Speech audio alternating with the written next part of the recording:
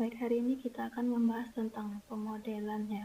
Nanti pemodelan ini akan kita coba lihat bentuknya di live view. Kemudian contoh yang pertama, pemodelan dari rangkaian elektronika ya. Misalnya saya punya rangkaian ini saya punya R, punya kapasitor, kemudian punya tegangan input, kemudian punya tegangan output. Sini plus, sini minus. Kemudian kalau di sini dalam satu rangkaian elektronika ada tegangan input, pasti ada arusnya ya. Maka kalau saya punya rangkaian seperti ini, persamaan sistemnya itu akan menjadi di I itu sama dengan, itu kan biasanya V per R ya. Nah, sedangkan di sini tuh ada dua, ada input dan ada output. Maka I itu adalah tegangan input dikurangi tegangan output dibagi R.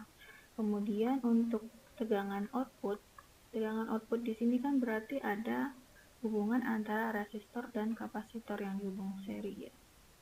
Tegangan output di sini itu adalah tegangan dari kapasitor ini. Maka kapasitor ini persamaan sistemnya adalah 1/C integral dt kali I. Kemudian dari kedua ini kita ubah ke dalam bentuk Laplace. Laplace-nya kalau yang ini kita laplaskan menjadi IS itu sama dengan EIS dikurang E0S dibagi R. Kemudian untuk E0 kalau kita laplaskan E0S itu sama dengan 1/CS kali IS. Kalau rumus ini kita buat di blok diagram, maka kita punya ini input itu adalah EIS. Kemudian di input ini EIS-nya dikurangi dengan E0. Maka di sini plus, di sini minus, di sini masuk dari E0S. Kemudian ini dikalikan dengan 1/R ya. Kemudian untuk yang ini kalau kita buat blok diagramnya maka akan seperti ini. IS kemudian dikali 1/CS, kemudian outputnya adalah EOS. Nah, kalau kedua ini kita gabung, maka blok diagram outputnya akan menjadi input S, kemudian sini plus minus, kemudian dikali 1/R, di sini adalah IS dikalikan dengan 1/CS, dan outputnya adalah E0S. Kemudian di feedback ke sini.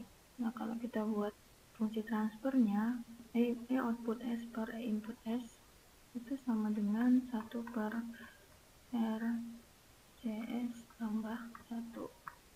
Nah, sekarang bagaimana dengan pemodelan motor misalnya? Kita punya motor, nah di dalam motor itu biasanya ada input tegangan, kemudian ada resistansi dan ada induktor ya.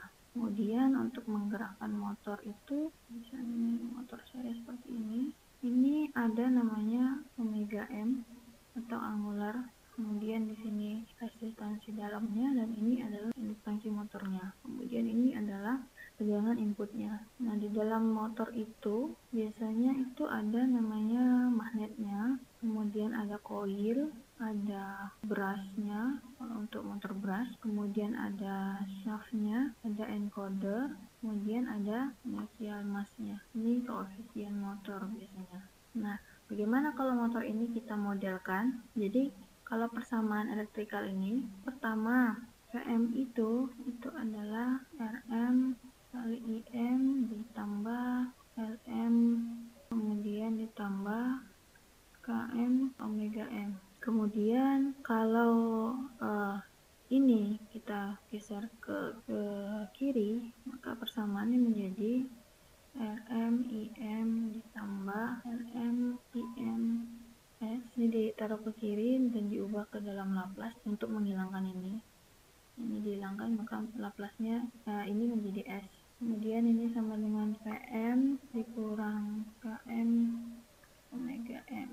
Kemudian nilai Lm itu dianggap sama dengan Rm misalnya. Maka persamaannya ini Vm itu sama dengan Rm IM ditambah Km omega M. Kemudian untuk persamaan mekanikalnya, persamaan mekanikal itu dia punya inersia, Y ekuivalennya itu sama dengan D per dt omega M. Ini sama dengan KMIM ditambah torsinya. Kemudian ini kalau kita ubah ke Laplace maka jadinya Y ekuivalen omega ms ini sama dengan km im ditambah dd torsi, dimana torsinya dianggap 0 dulu. Kemudian kalau ini im nya kita keluarkan, maka persamaan menjadi Y ekuivalen omega ms per km ya, kalau dd nya dianggap 0. Maka ini kita substitusikan ke sini, ke tegangan.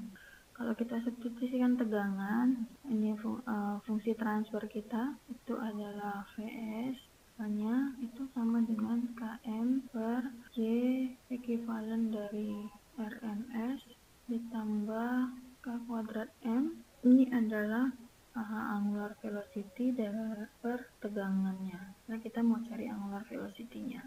Maka ini adalah fungsi transfernya dari persamaan motor tersebut. Jadi Km itu adalah konstanta, jadi dia V per radian per second. Kemudian Rm ini adalah motor resistan atau hambatan dalamnya yang dalam ohm.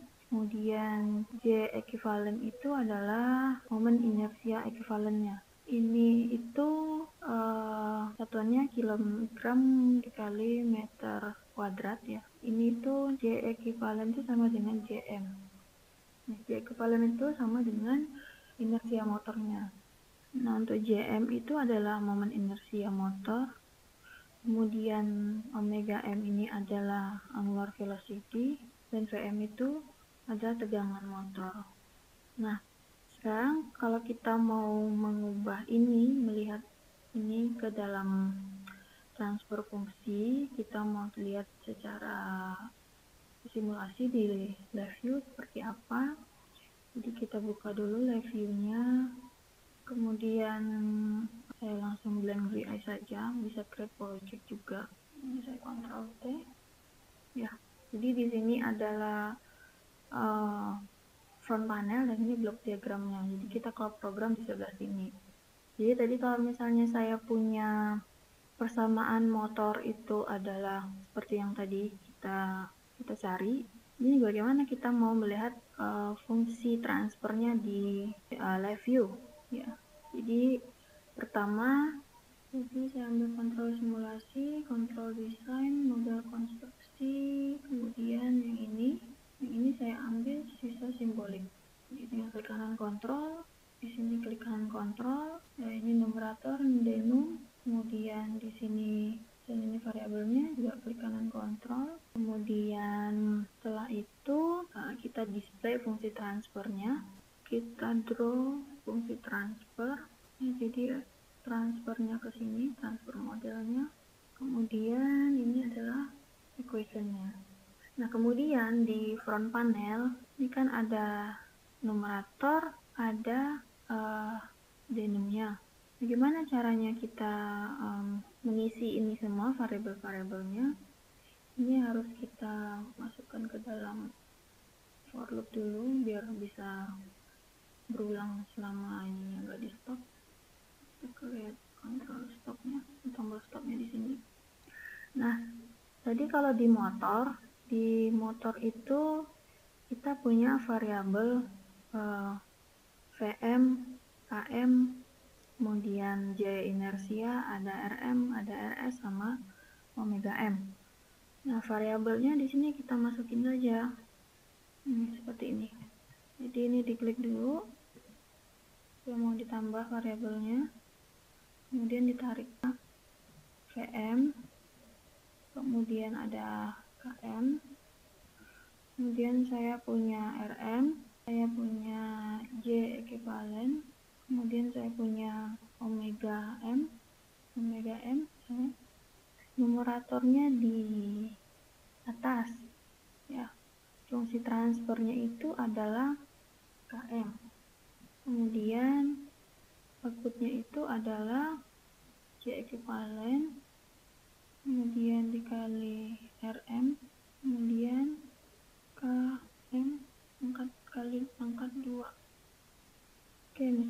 tegangannya 3 volt, kemudian instantannya 2 misalnya, resistansinya 1 ohm, kemudian ekuivalennya itu adalah 4 misalnya. Kalau kita running, maka persamaannya menjadi seperti ini. Ini adalah untuk mencari omega m-nya. Seperti itu. Nah, sekarang bagaimana dengan persamaan elektrikal, misalnya seperti tadi contohnya, saya punya rangkaian seri resistor dan kapasitor ya.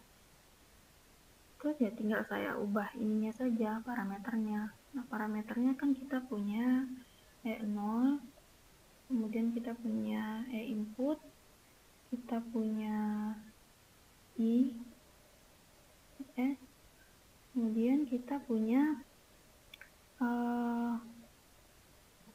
R, dan punya CS tadi ya, CS seperti itu. Kemudian untuk fungsi transfernya itu adalah di sini itu nilainya 1, kemudian di sini itu adalah R dikali CS itu tambah 1. Di sini nggak ada. Ini nah, misalnya nilainya sama ya, saya punya outputnya dianggap 0 ya, kita akan mencari output, kemudian inputnya 2 misalnya, arusnya 1 ampere, resistansinya 4, dan kapasitornya 3 misalnya. Kalau saya running, jadi seperti ini, per S tambah 12. Jadi seperti itu kalau mau melihat dia di log diagram di live view ya. Kemudian bagaimana kalau kita mau lihat stabilannya, jadi menggunakan root locus.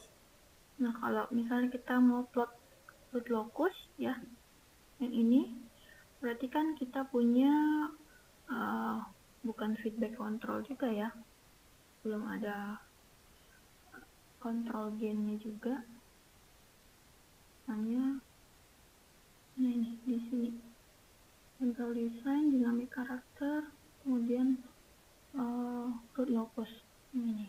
Jadi di sini kita ambil yang transfer fungsi, jadi ada 3, ada state space, transfer fungsi, sama zero pole.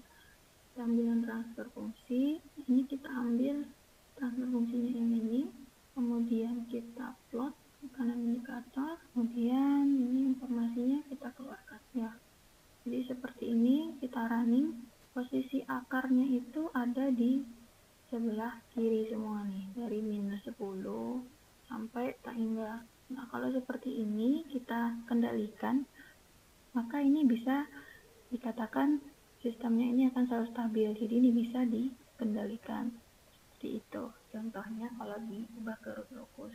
Oke, sekian materi hari ini, terima kasih.